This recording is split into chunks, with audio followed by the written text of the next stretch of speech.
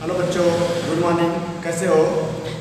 जैसा कि हम पढ़ रहे हैं प्राणिक की फिजिक्स, यानी इसके पहले लेक्चर में हमने पढ़ा था अध्यारोपण का सिद्धांत क्या है।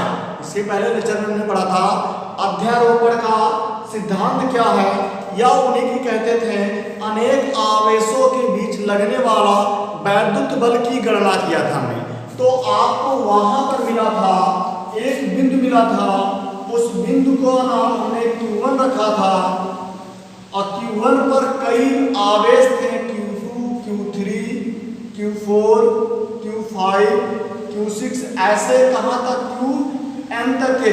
यानी किसी एक बिंदु पर क्या कर रहा था, कई आवेश कार्य कर रहा था। उस आवेश के कारण उस बिंदु पर क्या कर रहे हैं, अनेक बल कार्य कर रहे हैं। उन सभी बलों का जो योग था इस पर उपस्थित परिणामी बल के योग के क्या था, बराबर था। यहां तक हमने क्या किया था, पढ़ लिया था। आज के लेक्चर में हम पढ़ेंगे सतत आवेश वितरण, यानी आवेश को किस प्रकार से वितरित किया जा सकता है, या किसी वस्तु पर कितने प्रकार से हम क्या करते हैं, उपस्थित कर सकते हैं। ध्यान दीजिएगा, सतत आवेश वितरण का मतलब होता है किसी वस्तु पर आवेश का वितरण कितने प्रकार से किया जा सकता है। तो सबसे पहले हम यही पढ़ेंगे सतत आवेश वितरण क्या है। तो आपको पता, जब किसी वस्तु को दिया गया आवेश, ध्यान दीजिएगा, जब किसी वस्तु को दिया गया आवेश उसके संपूर्ण भाग पर क्या आवेश समान रूप से वितरित हो, उसे क्या कहा जाता है, सतत आवेश वितरण होता है। उन आवेशों के जो बीच की दूरी होती है बहुत क्या होती है, सूक्ष्म होती है। सोचो, यदि आपका क्या है, एक ऐसा प्लेट है और इस प्लेट पर हम क्या कर रहे हैं, आवेश को क्या कर रहे हैं, वितरण कर रहे हैं। आवेश का क्या कर रहे हैं, वितरण कर रहे हैं, यानी इसको उपस्थित कर रहे हैं। तो ये जो होगा, इसके संपूर्ण भाग पर आवेश क्या होगा, समान रूप से क्या हो जाएगा, उपस्थित हो जाएगा। यानी किसी भी वस्तु की सतह पर या किसी भी वस्तु को जब आवेश दिया जाता है तो उस वस्तु पर आवेश क्या हो, समान रूप से पूरे पृष्ठ की बात कर रहा, पूरी वस्तु में की बात कर रहा, पूरे वस्तु में आवेश क्या हो जाए, वो वितरित हो जाए, यानी उपस्थित हो जाए, और इनके बीच की दूरी क्या हो, बहुत ही सूक्ष्म हो। तो ये घटना हमारी क्या कहलाती है, सतत आवेश वितरण कहलाती है। यानी एक बार फिर से सुनिए, यानी जब किसी वस्तु को आवेश क्या करोगे, आप दोगे, यानी उस पर उपस्थित कराने की कोशिश करोगे। यानी जब हम आवेश दे रहे हैं तो उस वस्तु के प्रत्येक भाग पर, प्रति एकांक भाग की बात कर रहे हैं, हर बिंदु पर आवेश क्या हो जाए, उपस्थित हो जाए, और उसके बीच की दूरी क्या बहुत कम हो। तो ये घटना जो होती है वो हमारी क्या कहलाती है, आवेश का वितरण कहलाई। अर्थात सतत आवेश, यानी प्रत्येक बिंदु पर, प्रत्येक भाग पर क्या हो, आवेश उपस्थित हो। तो ये हमारा रीजन क्या कहलाया, सतत आवेश वितरण कहलाया। तो इसकी परिभाषा देख लेते हैं एक बार और। यानी इसका बात क्या है, यदि वस्तु के आकार के अनुसार देखा जाए, आवेशों का वितरण तीन प्रकार से किया जा सकता है, एक विमी, द्विविमी और त्रिविमी। एक विमी को बोला जाता है रेखीय आवेश वितरण बोला जाता है, द्विविमी को पृष्ठीय आवेश वितरण बोला जाता है, और त्रिविमी को आयतन आवेश वितरण बोला जाता है। इस प्रकार क्वेश्चन कह सकता है कि सतत आवेश वितरण कितने प्रकार से किए जा सकते हैं। तो आप कहेंगे सतत आवेश का वितरण हम तीन प्रकार से कर सकते हैं। उनका नाम होगा रेखीय आवेश वितरण, पृष्ठीय आवेश वितरण और आयतन आवेश वितरण। तो सबसे पहला हम इसकी परिभाषा देखते हैं। यहां पर क्या होगा, सतत आवेश वितरण।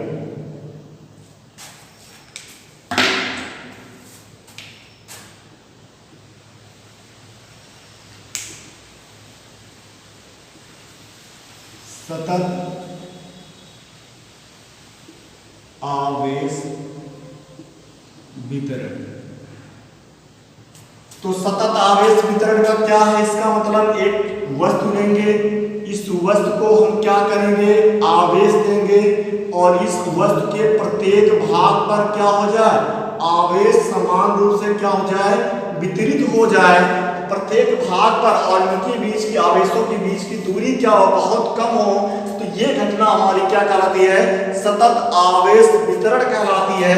तो हम देखेंगे जब किसी वस्तु को दिया गया आवेश, जब किसी वस्तु को दिया गया आवेश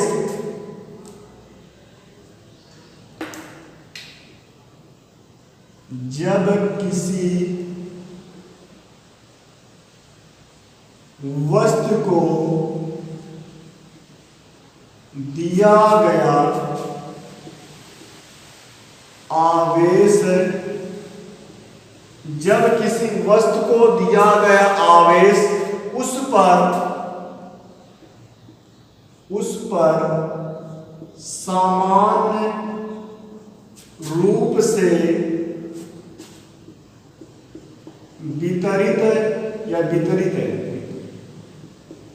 वितरित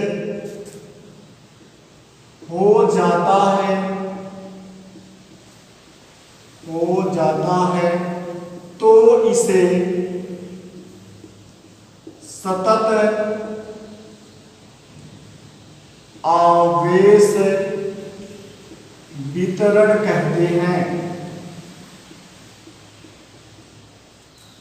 वस्तु के आकार के अनुसार, वस्तु के आकार के अनुसार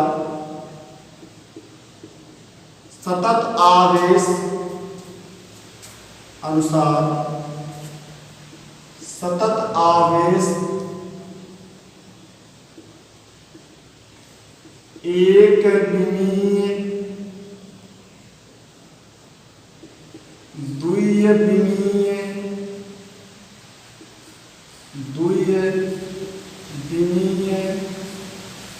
तीन या त्रिविमीय भी कहते हैं, त्रिविमीय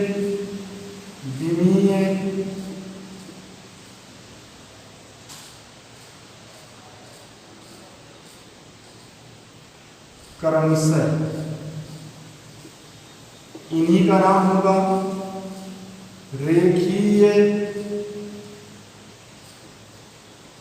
पृष्ठीय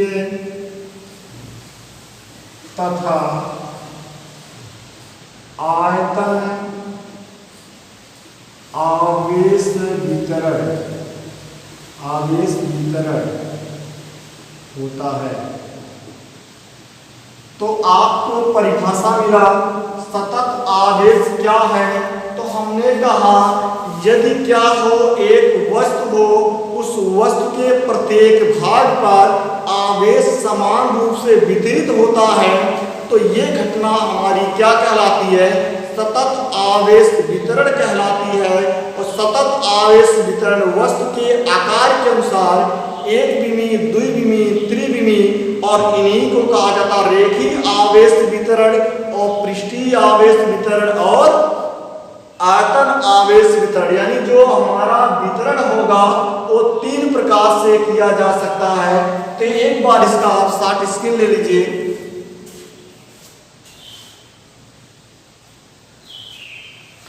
हाँ, अब हम चलते हैं, ध्यान दीजिए क्या चलेंगे? रेखीय आवेश वितरण। यानी रेखीय आवेश वितरण क्या है उसको ध्यान देंगे। रेखीय आवेश वितरण, अब रेखीय का मतलब क्या होगा? कोई वस्तु होगा या कोई वक्र होगा। यदि किसी वस्तु के लंबाई या वक्र के अनुदिश हो, यानी हम कह सकते हैं यदि आपका एक सर्किट हो, क्या हो? तार हो, और तार के अनुदिश यानी इस लंबाई के क्या हो? अनुदिश क्या हो? आवेशों का वितरण हो। ऐसा ना हो इसके चारों ओर की बात नहीं, इसकी धारा की दिशा के अनुसार एक सिरे से लेके बी सिरे के अनुदिश, ए से बी सिरे के अनुदिश जब क्या हो? आवेशों का वितरण होगा तो हमारा कहलाएगा रेखी आवेश वितरण, यानी लंबाई के अनुदिश होना चाहिए, वो भी कैसा होना चाहिए, सरल रेखी के रूप में होना चाहिए। तो हम परिभाषा दे सकते हैं, यदि किसी वस्तु को आवेश दिया जाता है तो आवेश का वितरण उस वस्तु के लंबाई के अनुदिश होता है, तो वह क्रिया हमारी या वह घटना रेखी आवेश क्या कहलाता, वितरण कहलाता। फिर से सुनिए, तो सबसे पहले आप एक तार लेंगे, उस तार में धारा प्रवाहित करेंगे, तो धारा की दिशा में अर्थात उस लंबाई की क्या हो, अनुदिश हो, जिस दिशा में धारा का क्या कर रहा, प्रवाह हो रहा, उस दिशा के अनुदिश यदि आवेश क्या हो रहा, वितरित हो रहा है, यानी ऐसा क्या हो इस पर उपस्थित हो, इस तरह इस पर क्या हो जाए, आवेश वितरित बढ़कर क्या करे, आगे बढ़ता है, तो ये जो हमारा कहलाएगा क्या होगा, रेखी आवेश वितरण। इसका मतलब एक रेखा के रूप में जब आवेशों का वितरण होगा किसी भी वस्तु में, तो वो क्या कहलाएगा, रेखी आवेश वितरण। जैसे हमारे पास एक क्या है, ये मार्कर है, अब मार्कर का एक सिरे से लेके दूसरे सिरे तक जब आवेशों का क्या हो, वितरण होगा, तो ये जो रीजन होगा इसकी लंबाई के अनुदिश हो रहा, तो जब लंबाई के अनुदिश होगा तो वो हमारा कहलाएगा रेखी आवेश वितरण कहलाएगा। अब ध्यान देना, इसमें आगे पॉइंट पहले इसको नोट कर देते हैं, यदि किसी वस्तु को दिया गया आवेश, यदि किसी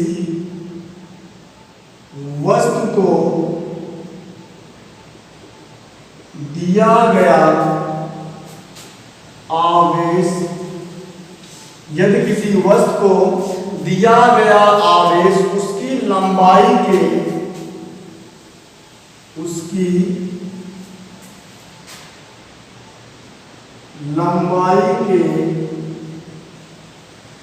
अनुदिश क्या होता है, वितरित होता है, तो इसे रेखीय आवेश वितरण कहते हैं।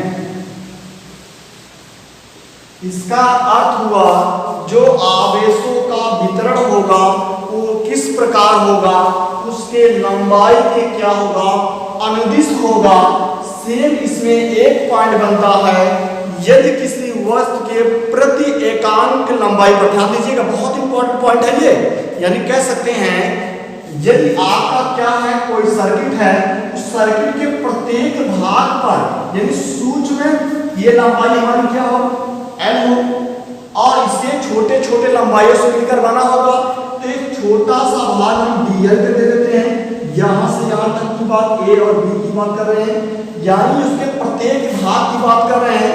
कह सकते हैं रेखी आवेश वितरण की प्रति एकांक लंबाई पर, प्रत्येक एकांक लंबाई पर जो उपस्थित आवेश की मात्रा होगी, यानी सूक्ष्म लंबाई पर उपस्थित आवेश क्या हो, dq हो, d मतलब अवयव, छोटा सा भाग, उस छोटे से भाग पर आवेश क्या हो, उपस्थित हो, तो इन दोनों का जो अनुपात होगा वो रेखी आवेश घनत्व कहलाएगा। क्या कहलाएगा, रेखी आवेश घनत्व। तो हम कहेंगे रेखी आवेश वितरण की प्रति एकांक लंबाई पर, रेखी आवेश वितरण की प्रति एकांक लंबाई पर उपस्थित आवेश की मात्रा को रेखी आवेश घनत्व कहते हैं।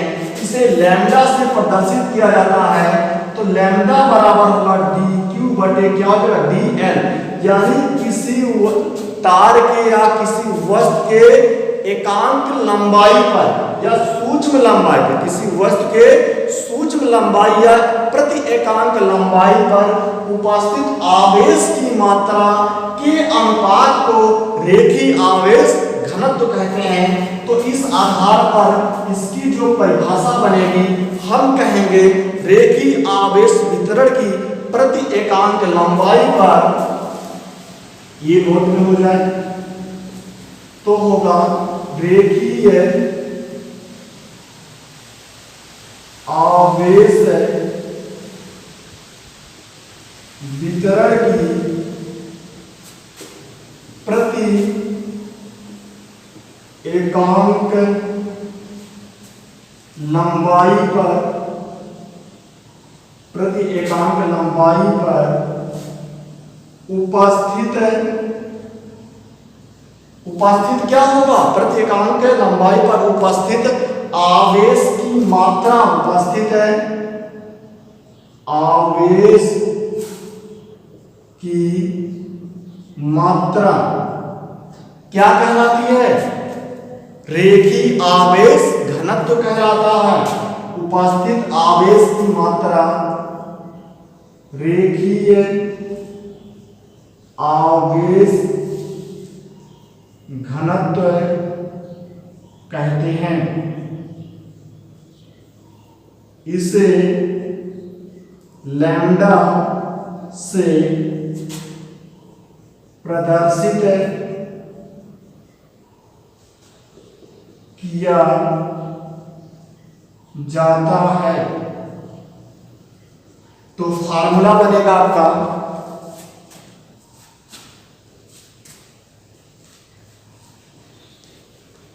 यहां पर जो फार्मूला बनेगा lambda equal to d q बटे डी एल।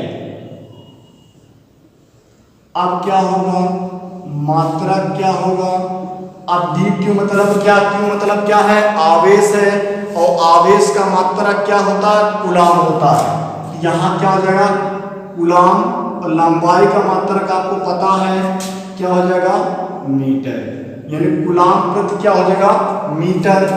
बीमा क्या होगी, विमीय सूत्र तो होगा क्यू की बीमा क्या होगी, क्यू बराबर आपको पता क्या था, आई टी। आई मतलब क्या हो जाएगा, धारा मतलब एम्पियर, और टी मतलब समय, तो ए टी बटे क्या हो जाएगा, मीटर मतलब क्या हो जाएगा, एल, तो होगा एल इनवर्स टी और क्या हो जाएगा ए। ये क्या हो जाएगी, उसकी विमीय सूत्र हो गई। हम कह सकते हैं रेखीय आवेश वितरण क्या होता है, जब किसी वस्तु के लंबाई के अनुदिश होगा, यानी हमारे में अगर आप क्या करेंगे, आवेशों का वितरण करेंगे तो सिर से क्या होना चाहिए, पैर तक आवेशों का जब वितरण होगा तो वो घटना हमारी क्या कहलाएगी, रेखीय आवेश वितरण होगा। और उसी वस्तु के प्रति एकांक लंबाई पर जो आवेश की मात्रा उपस्थित होगी वह क्या कहलाएगी, रेखीय आवेश घनत्व कहलाएगी। और रेखीय आवेश घनत्व का मात्रा कूलाम प्रति क्या होता है, मीटर होता है। विमीय सूत्र क्या होता है, एल इनवर्स टी क्या होता है, ए। तो एक बार इसका क्या करिए, अच्छी तरह घर पर बैठकर आप क्या करिए, नोट बनाइए और इसका क्या करिए, अध्ययन करिए। एक बार इसका साथ स्क्रीन लीजिए, फिर आगे हम चलते हैं।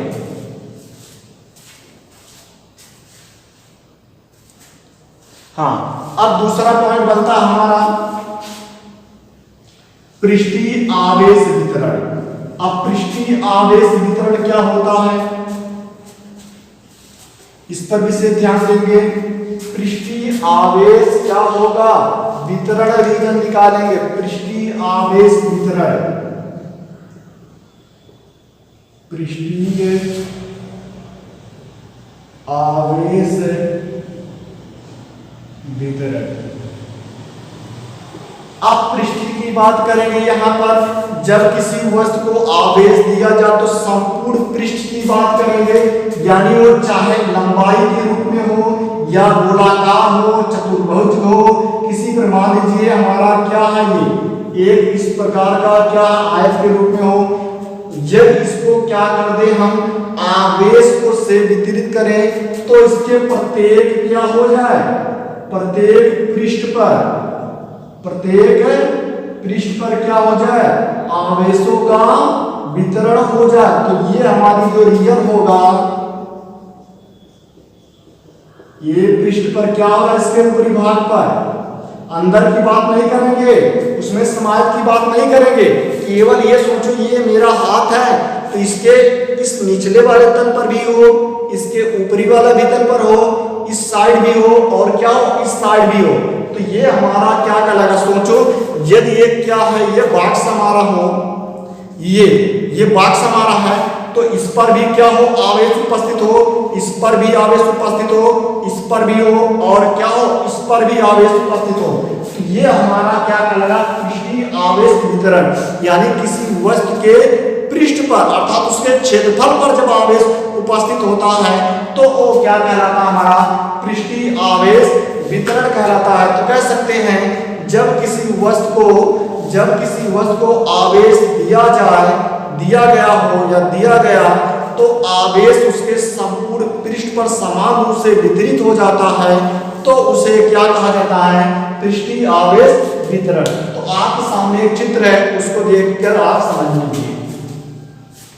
तो इसकी जो परिभाषा बनेगी, जब किसी वस्तु को दिया गया आवेश, जब किसी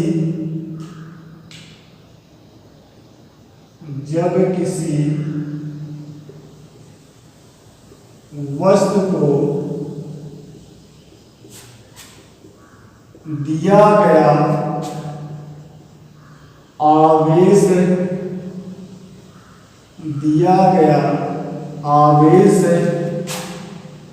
उसके संपूर्ण पृष्ठ पर समान रूप से वितरित हो जाता है या होता है, तो उसे पृष्ठीय आवेश वितरण कहते हैं। सेम अब इसी आधार पर नोट बनेगा। अब ओरिजिनल क्या बनेगा, ये ध्यान दीजिए। अब हम कहेंगे यदि पृष्ठीय आवेश वितरण उसके प्रति एकांक क्षेत्रफल पर होगा, यदि पृष्ठीय आवेश वितरण उस वस्तु के प्रति एकांक क्षेत्रफल पर जो आवेश की मात्रा उपस्थित होगी वही क्या कहलाएगी, पृष्ठीय आवेश वितरण का घनत्व कहलाएगा। तो हम कह सकते हैं पृष्ठीय आवेश वितरण के प्रति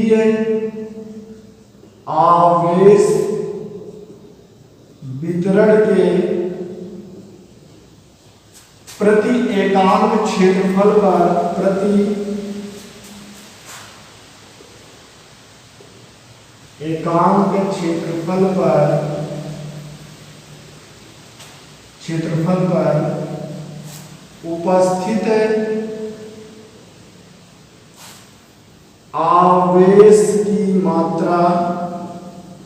आवेश की मात्रा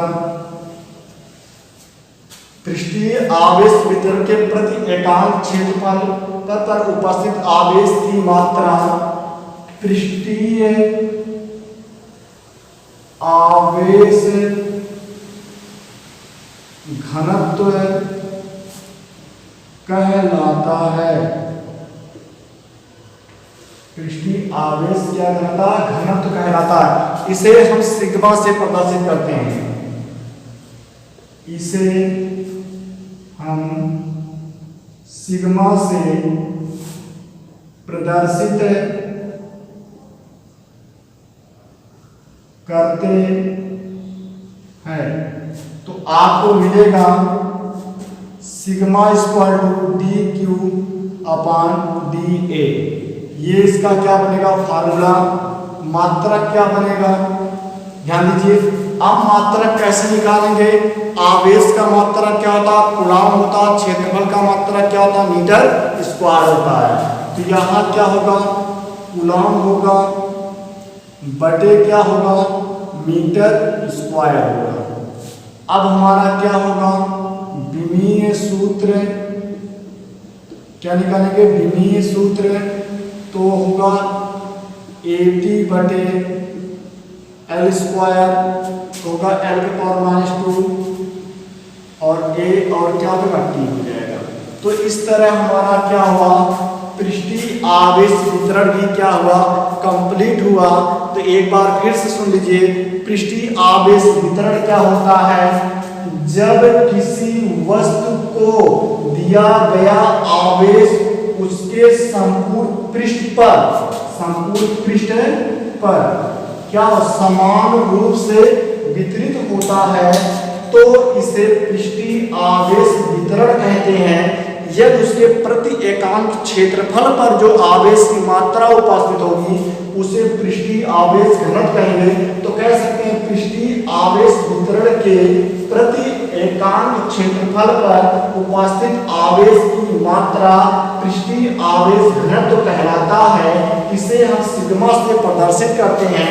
तो सिग्मा बराबर dq अपान क्या होगा, dl होगा। यहाँ पर मात्रा कूलम प्रति मीटर स्क्वायर, बीमा होगी आपकी L के पावर -2 A और T। इस तरह हमारा क्या हुआ, पृष्ठीय आवेश वितरण भी क्या हुआ, कंप्लीट हुआ।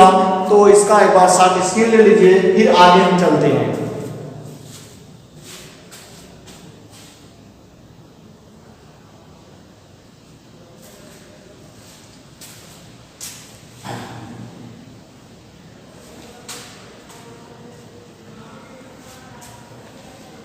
अब हम चलेंगे आयतन आवेश वितरण।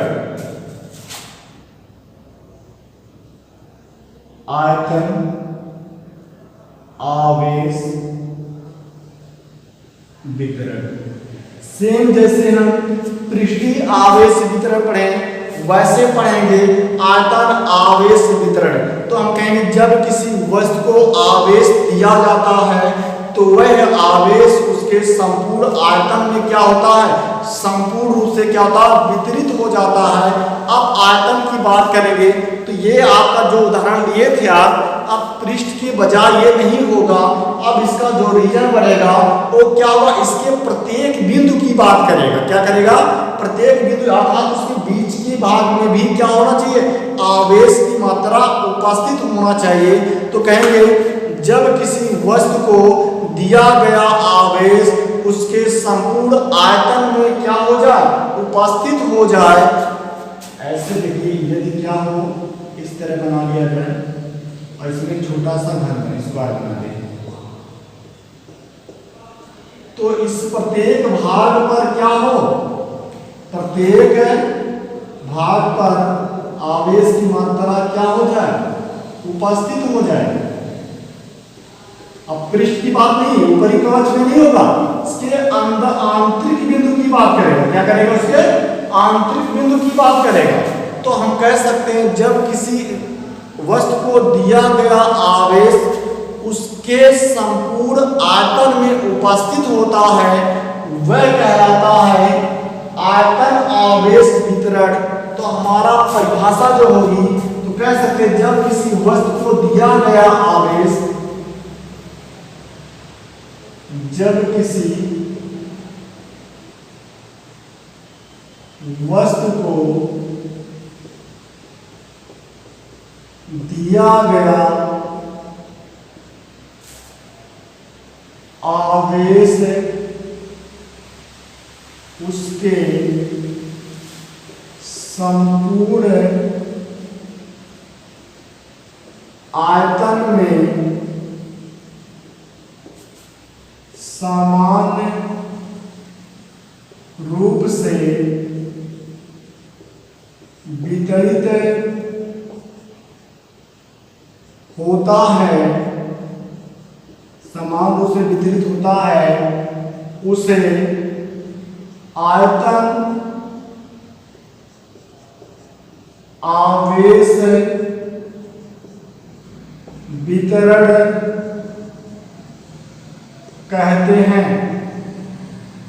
ये तो हमारी हो गई परिभाषा आयतन आवेश वितरण की। जब किसी वस्तु को दिया गया आवेश क्या हो, उसके संपूर्ण आयतन में, दिया गया आवेश उसके संपूर्ण आयतन में समान रूप से क्या होता है, वितरित हो जाता है, तो इसे बोला जाता है आयतन आवेश वितरण। सेम आपको तीसरे पॉइंट में बनेगा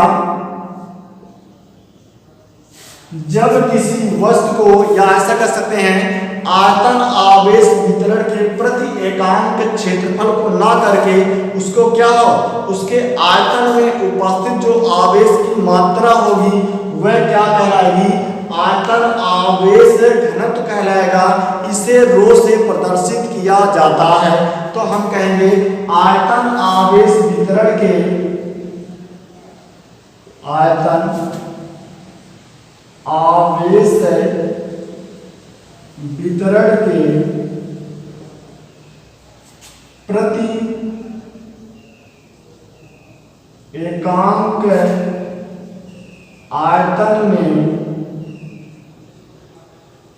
उपस्थित आवेश की मात्रा, उपस्थित आवेश की मात्रा क्या कहलाएगी, मात्रा को, उपस्थित आवेश की मात्रा को आयतन आवेश घनत्व कहते हैं। इसे रो से प्रदर्शित किया जाता है। अब पॉइंट बनेगा हमारा, फार्मूला इसका क्या होगा, रो बराबर डी क्यू अपान क्या होगा, डी बी हो जाएगा। मात्रक क्या होगा, कूलाम प्रति मीटर क्यूब, क्योंकि आयतन का मात्रक मीटर क्यूब होता है। बीमा विमीय सूत्र तो होगा 80/L के पावर 3 हो जाएगा, L-3 A या टी ए कर सकते हैं। तो इस प्रकार आज का तीनों टॉपिक आपका क्या हुआ, क्लियर हुआ। अभी तक जितना पॉइंट हम पढ़ाए हैं उसको एक बार नोट कर लीजिए और उसको एक बार रिवीजन कर लीजिए। देखिए कहाँ पर आपको क्या हो रहा है, डाउट हो रहा है। फिर यदि आपको कहीं पर डाउट हो रहा है तो उसको क्या करिए, कमेंट करके आप बताइए सर यहाँ पर हमको प्रॉब्लम हो रही है। फिर अगला जो क्लास होगा उसको क्या कर दिया जाएगा, आपको बता दिया जाएगा। जो भी प्रॉब्लम है आप इस पर बता सकते हैं और कम से अधिक कोशिश करिए हम वीडियो को देखें, अर्थात पढ़ने में मन ज़्यादा से ज़्यादा क्या करिए आप लगाइए, क्योंकि आप